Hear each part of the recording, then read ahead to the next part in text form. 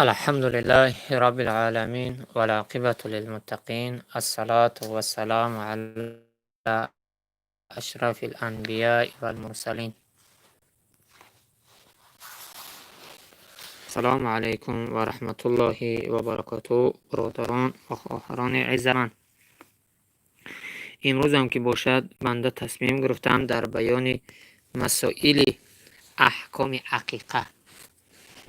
مثلا بسیاری برادرها که الحمدلله و المنه دعوای مسلمانی میکنیم، لکن ممکن که عقیقه را ندانیم که در اسلام چی است.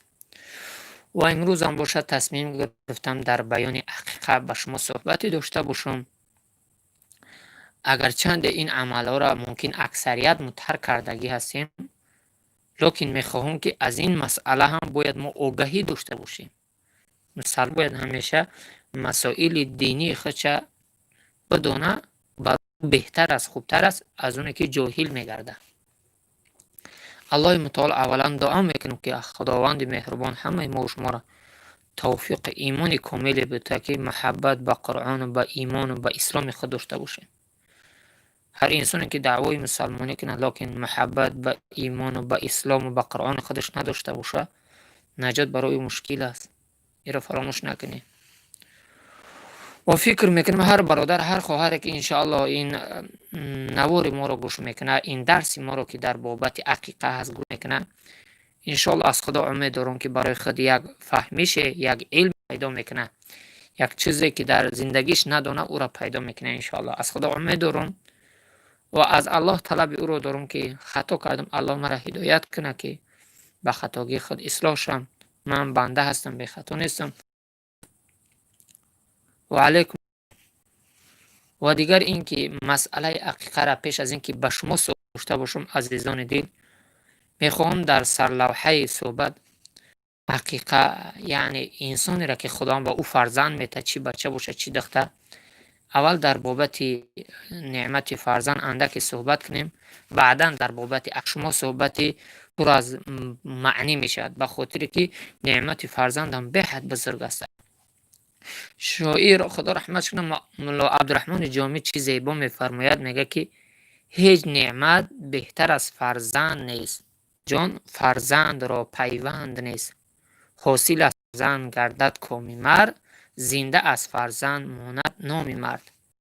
اگر با فرزند شیرین است، لکن بهترین نعمت فرزند این است که اگر فرزند با چی باشه، فرزندی با ایمان و با تقوا باشد. الله متعال من شما را فرزند میته، با اگر فرزند ما با ایمان و با تقوا باشد، با این بهترین است. به این خاطر خداوند بعضی ها را نعمت فرزند میته، بعضی ها را که محروم گردانیده است. دعا کنیم که الله متعال اون بندگانی که امروز از نعمت فرزند محروم هستند، الله متعال با آنها هم فرزند سالم و صالحه نصیب و روزی بگردانه. صالحه نصیب بگردانه که امروز بسیار از برادرها و از خواهرها اشک دیده میکنن از بفرزندی. الله متعال همه برادرای مؤمن مسلمان ما که از بفرزندی رنج میکشن، با آنها خداوند مهربان نصیب و روزی بگرداند.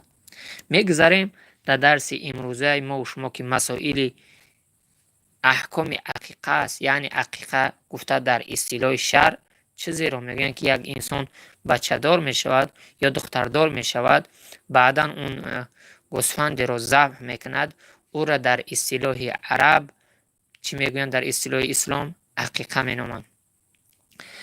مسئله عقیقه کسی که خداوند متعال اولاد به آن عطا کند، پسر باشد یا دختر، بهتر است که در روز هفتم نامگذاری کرده عقیقه بدهد.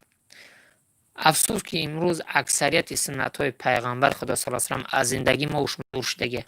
حاضر ما و شما در وطن های ما و شما تاجیکستان در عقیقه را بردگی، در گواره بندان توری کردگی. لکن این خطا است. باید که عقیقه از اونه که گواره بندان میکنن عقیقه کنن بهتره. عقیقه چیه؟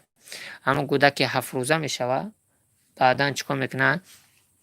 او را چیکار میکنن؟ در همه 7 روزگیش نامگذاریش میکنه، پدرش مادرش یک نام بهتری نمیمونش، نامگذاری کرده عقیقه بدهد. و از دادن عقیقه طبق روایات بچه از هم بلیاد به امر پروردگار محفوظ میگردد. اگر طرزهای عقیقه را بیان نماید.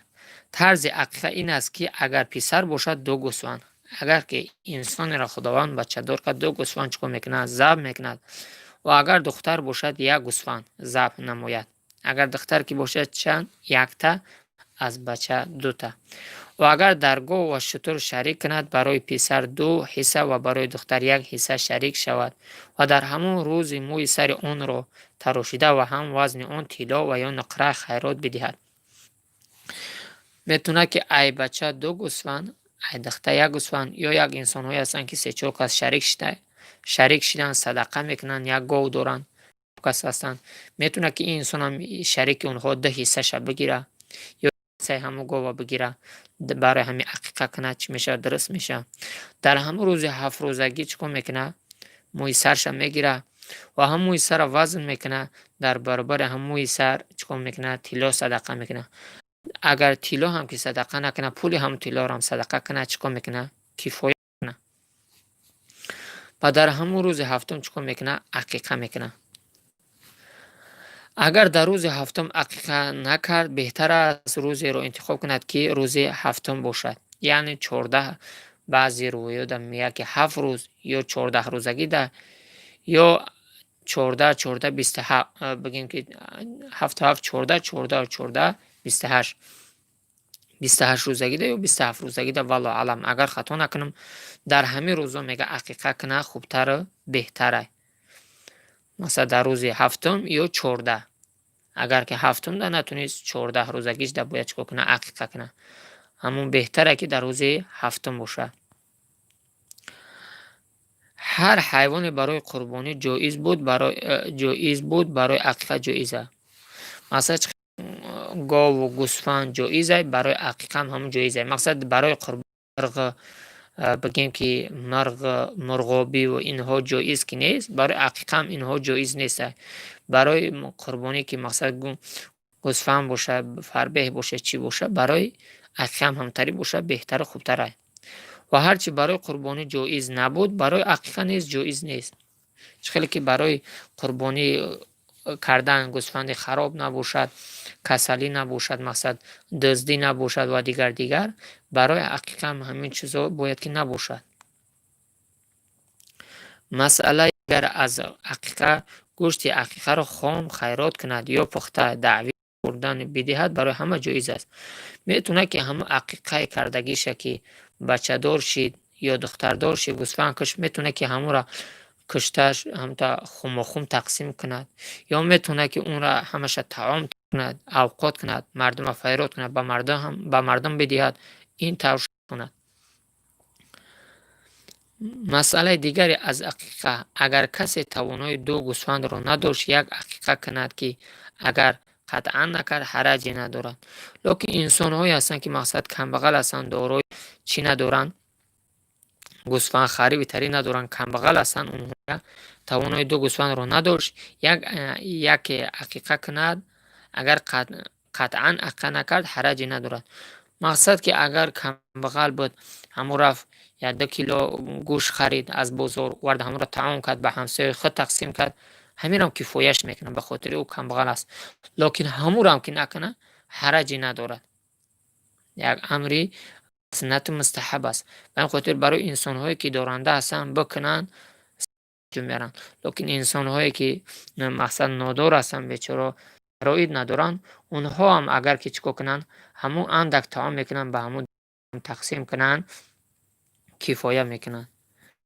الله متعال همه ما و شما را تا درس های آینده در حفظ امان خود نگهبان باشد و این مسئله عقیقه را که بیان کردیم، پروردگار مهربان ثواب و ثمرش در نامه اعمال ما و شما نوشته بگرداند.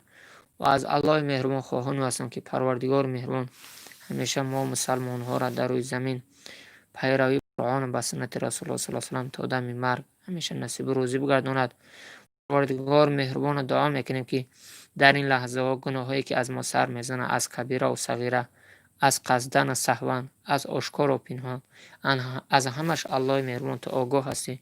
پروردگار مهربان قلم عفو بالای گناههای ما نوشته بگردان و ما را برای اهدنا صراط المستقیم هدایت بفرما.